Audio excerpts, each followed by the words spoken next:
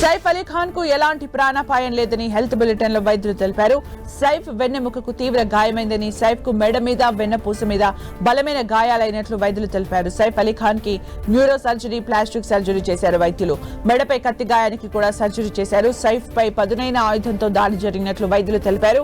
Mumbai Bandra west లోని సైఫ్ నివాసంలో ఓ గుర్తు తెలియని వ్యక్తి సైఫ్ అలీ ఖాన్ పై కత్తితో దాడి చేశాడు.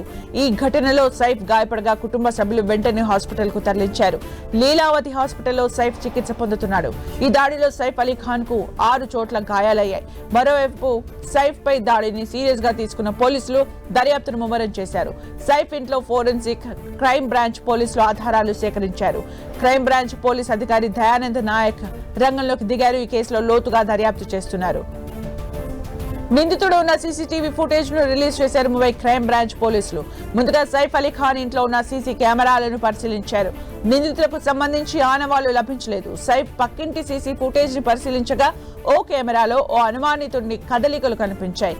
అగ్ని ప్రమాదం వేళ వాడే ఎమర్జెన్సీ మెట్ల మార్గంలో దొంగ ప్రవేశించినట్లు పోలీసు ఆధారాలు సేకరించారు. నిందితుడి కోసం 10 బృందాలను ఏర్పాటు చేశామన్నారు.